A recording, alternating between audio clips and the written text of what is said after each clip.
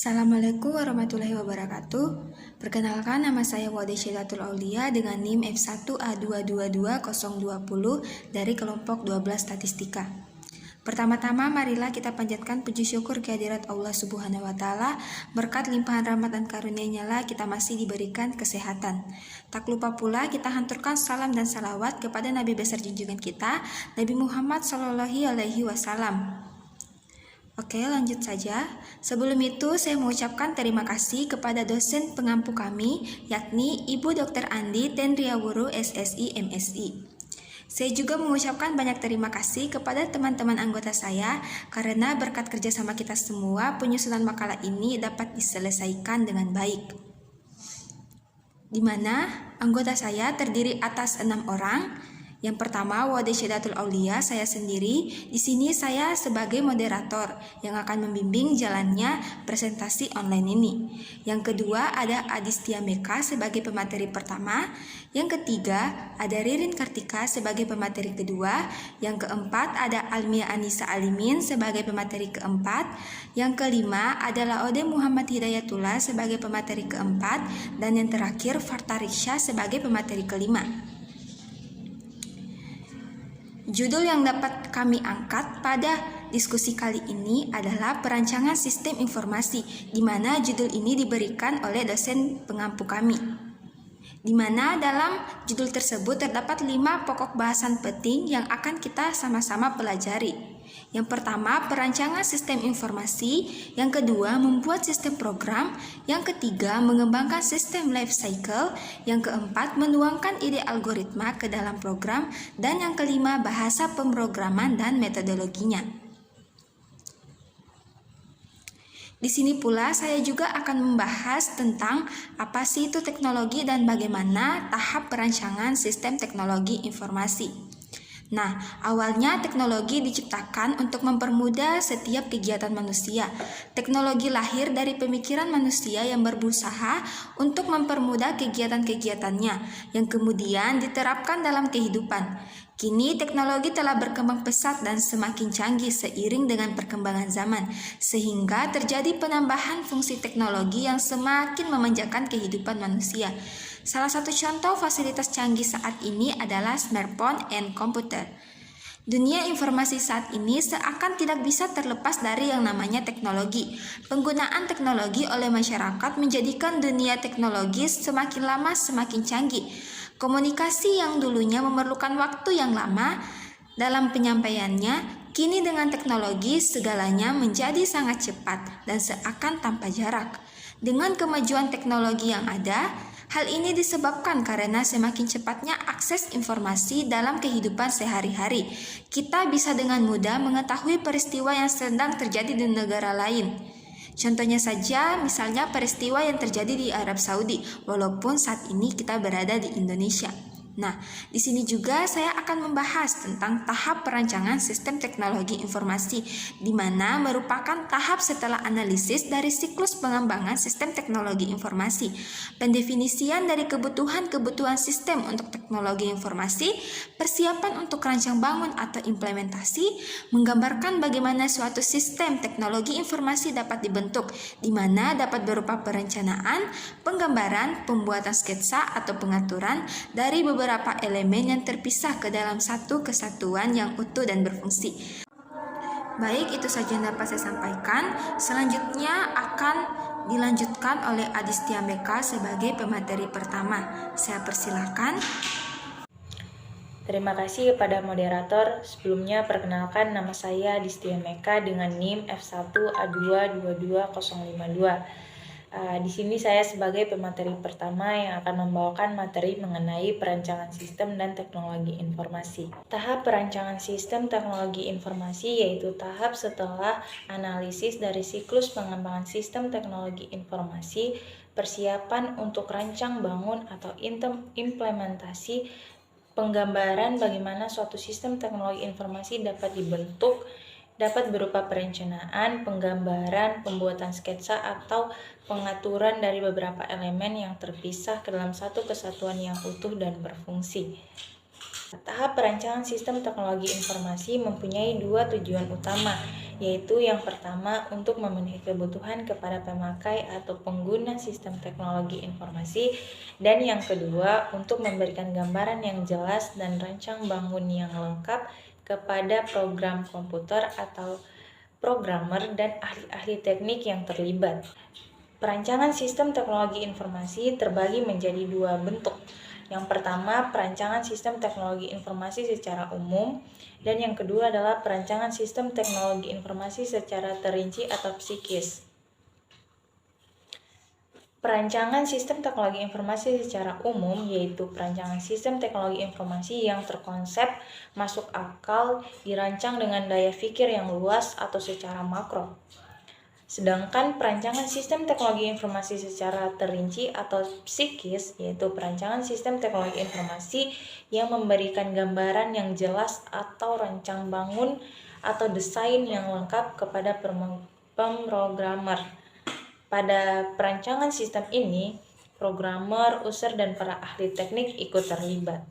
Perancangan sistem teknologi informasi melibatkan beberapa personil atau pihak seperti yang pertama spesialis pengendali sistem teknologi informasi, yang kedua penjamin kualitas sistem, yang ketiga spesialis komunikasi data, yang keempat pengguna sistem atau teknologi informasi atau yang biasa disebut dengan user. Tahap perancangan sistem teknologi informasi.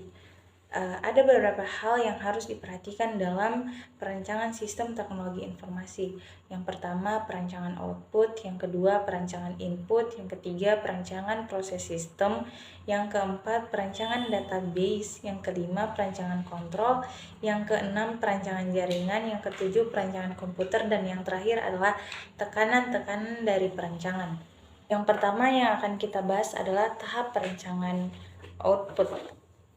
Yang harus diperhatikan dalam perancangan output, yang pertama tipe output yaitu berupa eksternal dan internal, yang kedua isi output atau berupa keterangan dan informasi, yang ketiga format output berupa keterangan atau naratif, tabel atau grafik, yang keempat ada frekuensi atau banyaknya pencetakan dalam periode tertentu.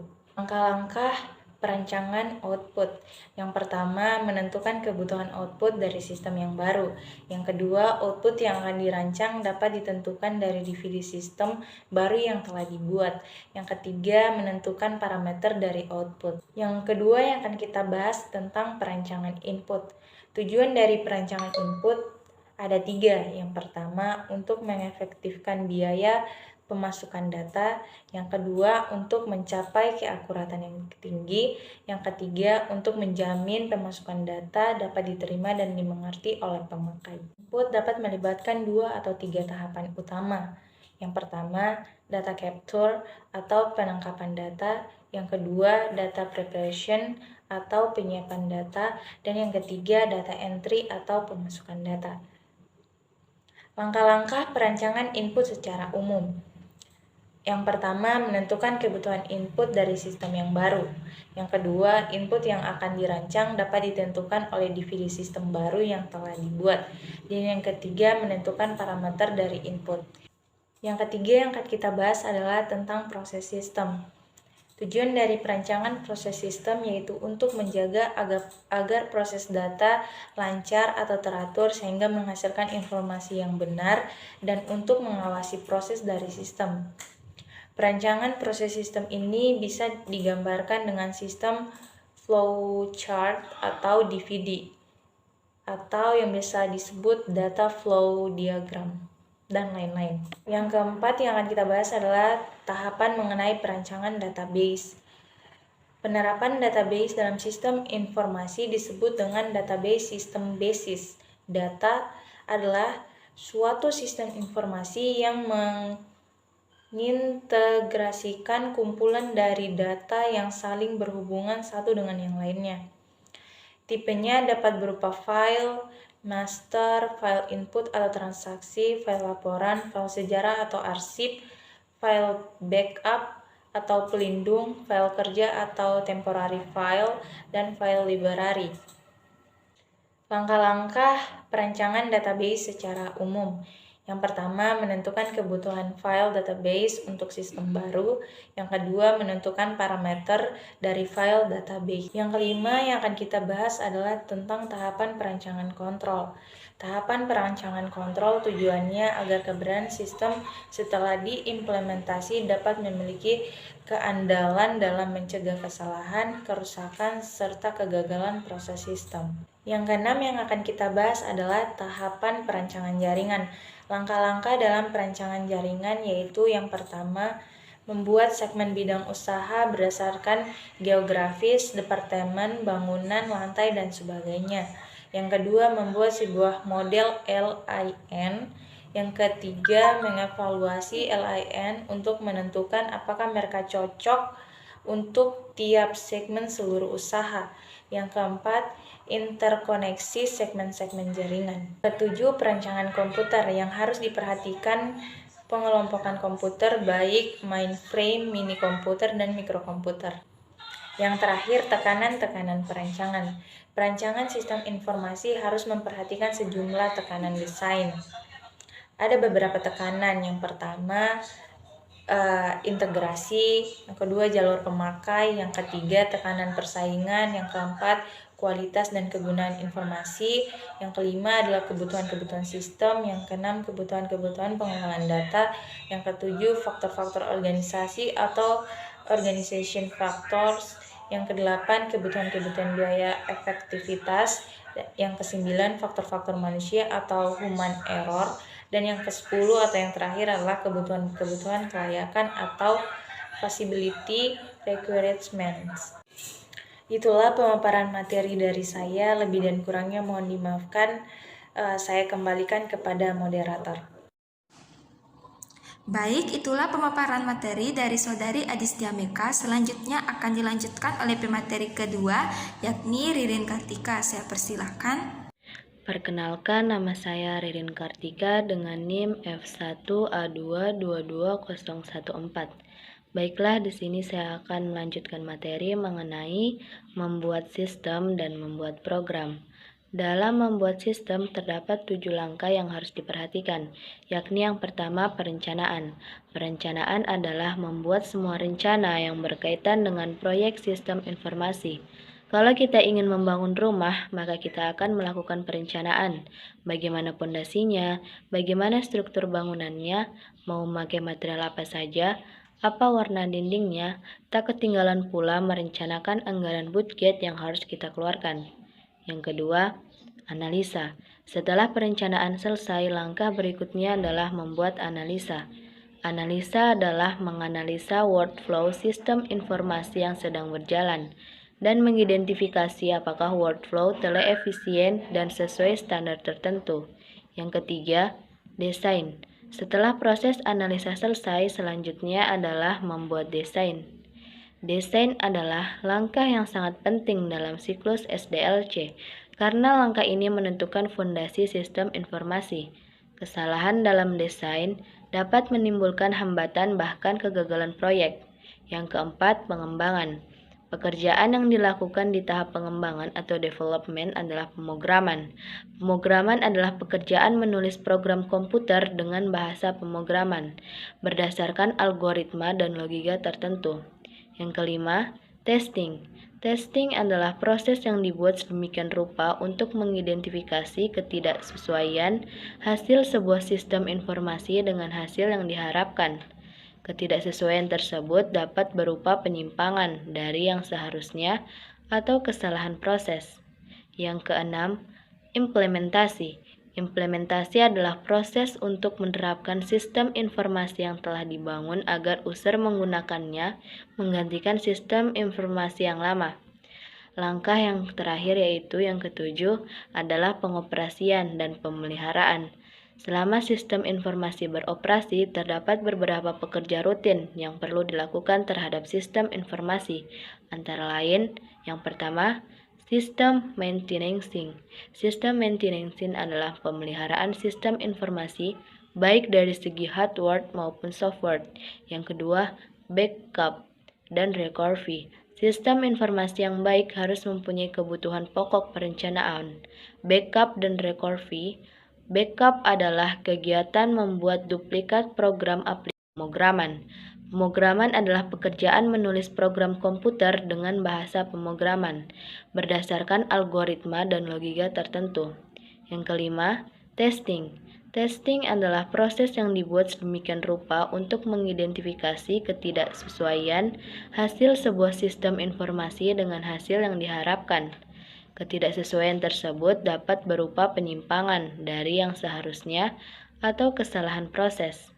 Yang keenam, implementasi. Implementasi adalah proses untuk menerapkan sistem informasi yang telah dibangun agar user menggunakannya menggantikan sistem informasi yang lama.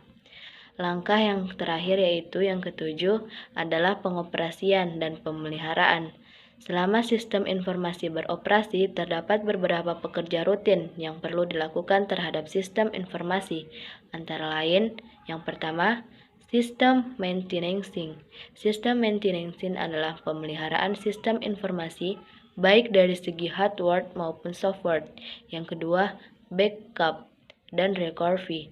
Sistem informasi yang baik harus mempunyai kebutuhan pokok perencanaan. Backup dan recovery.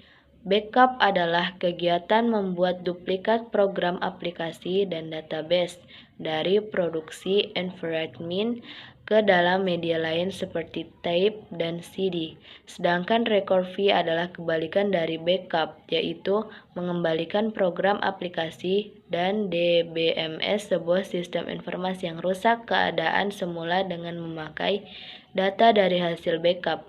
Yang ketiga, data archive. Data archive adalah proses mengekstraksi data dari database dan menyimpannya di media lain seperti tape dan CD yang disebut data offline dan menghapusnya dari hard disk.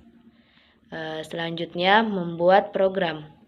Program memang sudah menjadi bagian dari masyarakat IT. Karena segala sesuatu yang dilakukan dalam IT pastilah memerlukan program. Program yang paling sederhana sekalipun setidaknya memiliki 3 bagian, yaitu yang pertama input atau memasukkan data, yang kedua proses atau pemrosesan input, yang ketiga output atau keluaran program kebutuhan yang kita harapkan. Dalam membuat program, pemrograman adalah pokok dari proses pembuatan program itu sendiri. Namun, pemrograman bergantung dari pemahaman persoalan, analisis sistem, perencanaan dalam mendesain program itu sendiri. Oke, itulah materi yang telah disampaikan oleh saudari kita Ririn Kartika. Selanjutnya akan dilanjutkan oleh pemateri ketiga yakni Almia Anissa Alimin. Saya persilakan. Baik, perkenalkan nama saya Almia Anissa Alimin dengan NIM F1A2222003. Di sini saya akan membawakan materi selanjutnya yaitu pengembangan sistem life cycle. System Development Life Cycle atau SDLC atau siklus hidup pengembangan sistem dalam rekayasa sistem dan rekayasa perangkat lunak adalah proses pembuatan dan pengubahan sistem serta model dan metodologi yang digunakan untuk mengembangkan sistem-sistem tersebut. Konsep ini merujuk pada sistem komputer dan informasi. SDLC juga merupakan pola yang diambil untuk mengembangkan sistem perangkat lunak yang terdiri dari tahap-tahap rencana, analisis, desain, implementasi, uji coba, dan pengelolaan. Dalam sebuah siklus SDLC terdapat 6 langkah. Yang pertama, analisis sistem, yaitu membuat analisis aliran kerja manajemen yang sedang berjalan. Yang kedua, spesifikasi kebutuhan sistem, yaitu melakukan perincian mengenai apa saja yang dibutuhkan dalam pengembangan sistem dan membuat perencanaan yang berkaitan dengan proyek sistem. Yang ketiga, perancangan sistem, yaitu membuat desain, aliran kerja manajemen, dan desain programan yang diperlukan untuk pengembangan sistem informasi. Yang keempat, pengembangan sistem, yaitu tahap pengembangan sistem informasi dengan menuliskan program yang diperlukan. Yang kelima, pengujian sistem, yaitu melakukan pengujian terhadap sistem yang telah dibuat. Yang terakhir, implementasi dan pemeliharaan sistem, yaitu menerapkan dan memelihara sistem yang telah dibuat. Siklus SDLC dijalankan secara berurutan, mulai dari langkah pertama hingga langkah ke-6. Setiap langkah yang telah selesai harus dikaji ulang, kadang-kadang bersama expert user, terutama dalam langkah spesifikasi kebutuhan dan perancangan sistem, untuk memastikan bahwa langkah telah dikerjakan dengan benar dan sesuai harapan. Jika tidak, maka langkah tersebut perlu diulangi lagi atau kembali ke langkah sebelumnya. Kaji ulang yang dimaksud adalah pengujian yang sifatnya quality control, sedangkan pengujian di langkah kelima yaitu bersifat quality assurance. Quality control dilakukan oleh personal internal tim untuk membangun kualitas, sedangkan quality assurance dilakukan oleh orang di luar tim untuk menguji kualitas sistem. Semua langkah dalam siklus harus terdokumentasi. Dokumentasi yang baik akan mempermudah pemeliharaan. Oke, itulah materi yang telah disampaikan oleh Saudari Alnia Amisal Alimin. Selanjutnya akan disampaikan kembali oleh pemateri keempat, yakni Laude Muhammad Hidayatullah. Saya persilahkan. Baik, perkenalkan nama saya Laude Muhammad Hidayatullah dengan NIM F1A222036. Saya di sini sebagai pemateri 4 yang akan membacakan materi tentang menuangkan algoritma ke dalam bentuk program. Algoritma adalah urutan langkah-langkah yang ditulis secara sistematis untuk menyelesaikan suatu masalah. Sedangkan yang disebut algoritma pemrograman adalah urutan langkah-langkah yang ditulis secara sistematis untuk menyelesaikan masalah pemrograman komputer. Langkah-langkah yang terdapat di dalam algoritma harus logis dan harus bernilai benar. Algoritma yang baik harus mampu memberikan hasil yang sedekat mungkin dengan nilai yang sebenarnya. Algoritma merupakan langkah pertama yang harus ditulis terlebih dahulu sebelum menuliskan suatu program. Algoritma adalah metode dan tahapan sistematis dalam program, sedangkan program adalah kumpulan pernyataan komputer. Struktur data dan algoritma berhubungan sangat erat pada sebuah program. Suatu algoritma yang baik tanpa struktur data yang tepat akan membuat program menjadi kurang bagus. Algoritma mempunyai awal dan akhir, artinya suatu algoritma memiliki langkah yang terbatas. Setiap langkah di dalam algoritma harus didefinisikan dengan tepat sehingga tidak memiliki arti ganda dan membingungkan. Suatu algoritma memiliki nilai input sebelum dilaksanakan output, di mana nilai output diperoleh dari nilai input yang diproses melalui algoritma. Dalam pemrograman terdapat sejumlah bahasa pemrograman seperti Pascal dan C. Bahasa pemrograman terbagi menjadi dua, yaitu bahasa pemrograman tingkat tinggi dan bahasa pemrograman tingkat rendah. Bahasa pemrograman tingkat tinggi adalah bahasa pemrograman yang menggunakan bahasa manusia sehari-hari. Contoh bahasa pemrograman tingkat tinggi adalah C, C Pagar, Basic, PHP, VB, VB.NET, dan Java. Bahasa pemrograman tingkat rendah adalah bahasa pemrograman yang menggunakan bahasa mesin. Bahasa ini hanya menggunakan kode biner dan suatu kode sederhana untuk menggantikan kode-kode tertentu dalam sistem biner. Contoh bahasa pemrograman tingkat rendah adalah kode ASCII. Sebelum menyelesaikan masalah dengan program, terdapat langkah-langkah yang harus dilaksanakan terlebih dahulu, seperti menganalisis masalah, membuat algoritma, dan menuangkan algoritma ke dalam bentuk program dan menguji program. Sekian dari saya. Baik, itulah materi yang telah disampaikan oleh saudara kita. Selanjutnya kita akan mendengarkan kembali pemaparan materi terakhir dari Saudari Fartariksya. Saya persilakan. Terima kasih atas kesempatan yang telah diberikan. Perkenalkan, nama saya Fartariksya dengan NIM F1A222007. Di sini saya akan melanjutkan materi dengan judul Bahasa Pemrograman dan Metodologi. Pemrograman adalah proses menulis, menguji, dan memperbaiki dan memelihara kode yang membangun suatu program komputer. Kode ini ditulis dalam berbagai bahasa pemrograman. Tujuan dari pemrograman adalah untuk memuat suatu program yang dapat melakukan suatu perhitungan atau pekerjaan sesuai dengan keinginan si pemrogram. Untuk melakukan pemrograman diperlukan keterampilan dalam algoritma, logika, bahasa pemrograman, dan pada banyak kasus pengetahuan lain seperti matematika. Pemrograman adalah suatu seni dalam menggunakan satu atau lebih algoritma yang saling berhubungan dengan menggunakan suatu bahasa pemrograman tertentu sehingga menjadi suatu program komputer. Bahasa pemrograman yang berbeda mendukung gaya pemrograman yang berbeda pula. Gaya pemrograman ini biasa disebut paradigma pemrograman. Bahasa pemrograman yang berbeda mendukung gaya pemrograman yang berbeda, disebut paradigma pemrograman.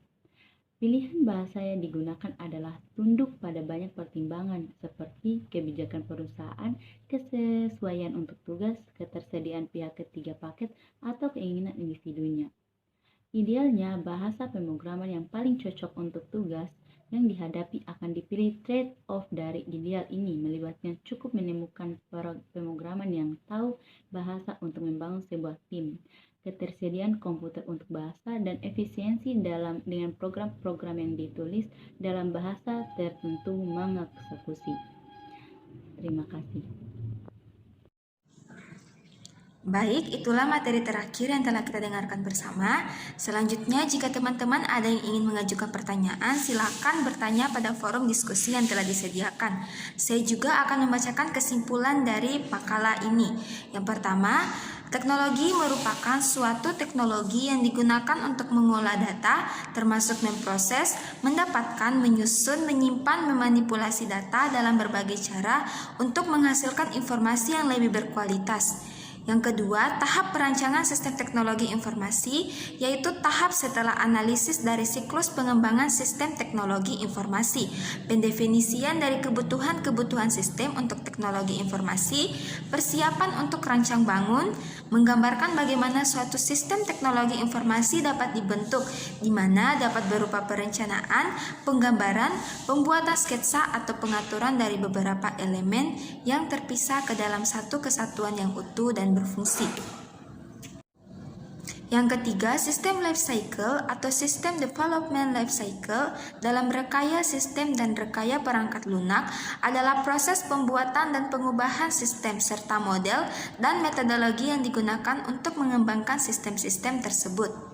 Yang keempat, algoritma adalah urutan langkah-langkah yang ditulis secara sistematis untuk menyelesaikan suatu masalah. Sedangkan yang disebut algoritma pemrograman adalah urutan langkah-langkah yang ditulis secara sistematis untuk menyelesaikan masalah pemrograman komputer. Yang kelima, pemrograman adalah proses menulis, menguji dan memperbaiki serta memelihara kode yang membangun suatu program komputer. Kode ini ditulis untuk memuat suatu program yang dapat melakukan suatu perhitungan atau pekerjaan sesuai dengan keinginan si pemrogram. Oke, itulah hasil dari diskusi kelompok kami. Selanjutnya saya mengucapkan terima kasih. Saya mohon maaf bila ada kata-kata yang kurang berkenan. Saya akhiri, wabillahi taufik walhidayah. Wassalamualaikum warahmatullahi wabarakatuh.